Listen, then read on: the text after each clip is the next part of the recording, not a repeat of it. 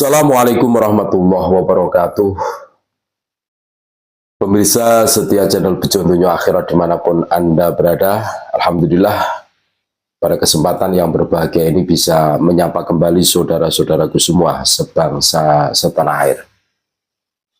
Ramai tentang surat yang di situ memutuskan bahwa Konferensi PCNU Wonogiri itu harus diulang. Surat dari PBNU tentu seperti itu kan. Tapi ya sebenarnya itu sudah bisa kebaca siapa sih yang bikin surat tersebut kan begitu kan.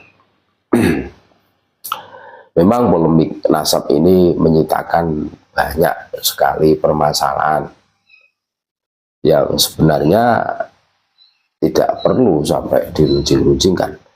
Percaya nasabnya Habib, monggo ya ndak masalah gitu. Akan tetapi ketika orang itu sudah ta'assub fanatik buta ya seperti itulah. Dan ini menunjukkan bahwa cengkraman Habib itu masih kuat di jajaran PBNU kita hari ini, sehingga sampai ada surat yang di situ itu menjelaskan melanggar ADART pasal ini, butir ini, Konferensi PCNU Wonogiri harus diulang kan gitu kan. Dari pengakuan ketua panitia Konferensi kemarin kami sudah mengunggahnya dengan lengkap, dengan gamblang, prosedural sudah ditunaikan, LPG ya memang ribet, memang sangat ribet banget gitu loh. Dan seumpama PBNU mau mengadakan konferensi ulang ya dipersilahkan, tapi ya diurus sendiri gitu loh. Nah, berikut ini ada cuplikan video bersama Kiai Haji Mubarok. Kiai Haji Mubarok ini menjelaskan tentang kronologis. Sebenarnya sudah kebaca arahnya itu kemana. Dari awal beliau memberikan instruksi tegas ya, blokir Habib. Dan kita semua tahu PCNU Wonogiri itu kan PCNU yang pertama kali cetar tegas memblokir Habib. Ya, iya kan? Lah, beliau sebenarnya sudah paham dan beliau menjelaskan panjang dan lebar kronologisnya, terus ya sesuai dengan tebakan beliau arahnya akan kemana, terus menjadi gimana, kan sudah jelas sebenarnya. Nah, untuk menambah wawasan kita simak bagaimana penjelasan dari Kiai Haji Mubarok.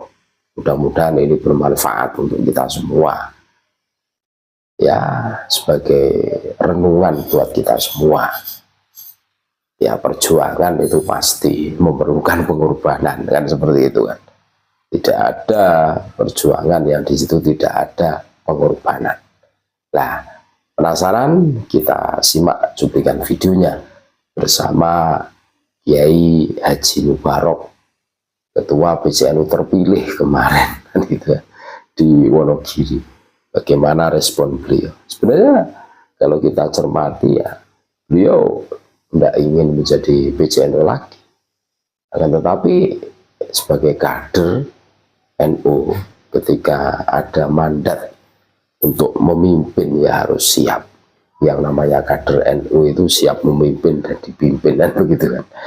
Ya seperti itulah, kita dengarkan. Mempunyai firasat akan terjadi hal seperti ini, karena dari awal saya sering mendapat suatu WA dan lain sebagainya dari baik itu orang PB maupun orang-orang PW ya, pada saat awal adanya saya mengeluarkan instruksi. Nah, kemudian setelah satu hari sebelum konferensi, perjalanan saya pulang dari Cilacap, saya ditelepon oleh salah satu bendahara PB yang menanyakan, kalau manggil saya kan telepon dapat telepon, halo ketua, apakah ketua mau maju lagi? Nah, saya jawab, Kiai Faisal Faisal Fahmi Akbar ya, pada itu Fahmi Akbar telepon kepada saya, apakah mau maju lagi? Ya, maju apa? PCNU, saya jawab. Saya nggak sampai hari ini tidak punya niat untuk maju kembali karena saya sudah 3 kali dan mau 4 kali ini menjadi ketua PCNU. Tapi yang nggak tahu, nanti kita tunggu rekomendasi dari para pengurus MWC, karena yang punya hak suara adalah ketua MWC.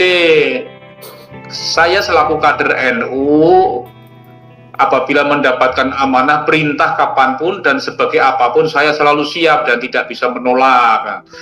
Kalau ketua mau maju lagi besok menemui Kiai Miftah Fakih yang akan datang ke sana sama Gus Aun. Terus saya jawab iya, tapi saya menemui biasa paginya ketika pas hari H datang ke lokasi konferensi cabang. Saya menemui beliau biasa menyambut sebagai tamu dari PP, saya sambut, tapi saya tidak berbicara terkait telepon yang disampaikan oleh Kiai Fahmi Akbar tadi kepada saya. Namun sebelum menjelang malam hari menjelang hari H, memang ada salah satu pengurus PWNU yang meminta saya agar berkoalisi dengan salah satu kandidat yang diusung oleh PBNU, karena mereka sudah punya suara 17, jenengan sudah tidak punya suara, mbok yo bergabung saja loh. Saya kan juga nggak akan maju, belum tentu saya maju. Saya dari dulu sebagai ketua NU yang ketiga periode maupun keempat ini, saya tidak pernah mencalonkan diri saya sebagai ketua. Makanya saya nggak mau untuk koalisi, wong saya tidak maju.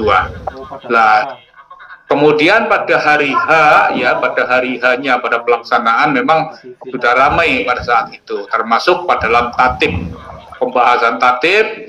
Kemudian di situ ditetapkan bahwa bakal calon bisa maju ke babak berikutnya, ke pemilihan, manakala didukung minimal oleh 5 suara, oleh 9 suara pada waktu itu. Nah, ada 3 calon yang maju, yang 2 mendapatkan 55, kemudian saya mendapatkan 15. Artinya hanya 1 calon yang bisa maju untuk tahap berikutnya, cuma saya. Maka karena kedua calon tidak memenuhi syarat minimal suara, yaitu 9, maka saya ditetapkan sebagai ketua secara aklamasi. Nah, kemudian tim formatur, ketika ada pembentukan tim formatur ini, saya dibisiki oleh salah satu Khatib Suriah, ya, Khatib Suriah yang datang ke situ, tolong ketua PBNU dimasukkan tim formatur biar SK-nya cepat turun. Saya masukin tim formatur itu, tim formatur saya masukin. Kemudian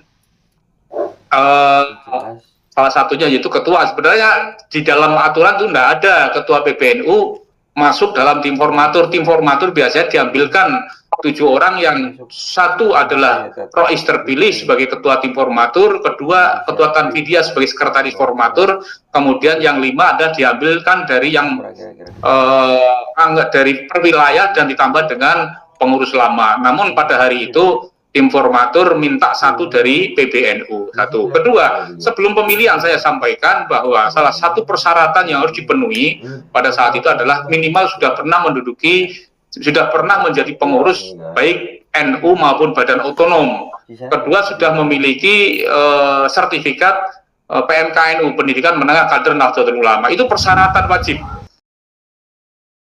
Kita semua sudah mendengarkan ya penuturan dari Kiai Haji Mubarok, ketua PCNU terpilih Wonogiri.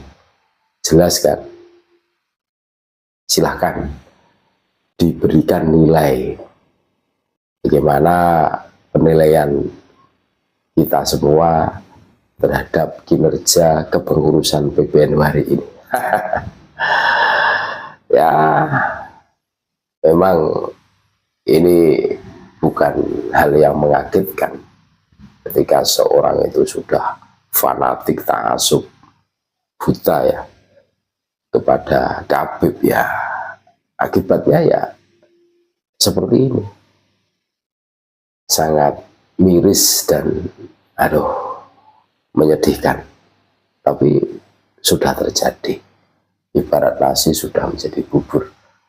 Kita tetap komitmen menjaga jamiah kita, jamiah Nahdlatul Ulama, tentu seperti itu kan. Apapun yang terjadi, kita tidak usah kaget, tidak usah berlebihan, kita sikapi dengan santai saja, gitu loh. Terima kasih, tetap NKRI harga mati Nusantara milik kita.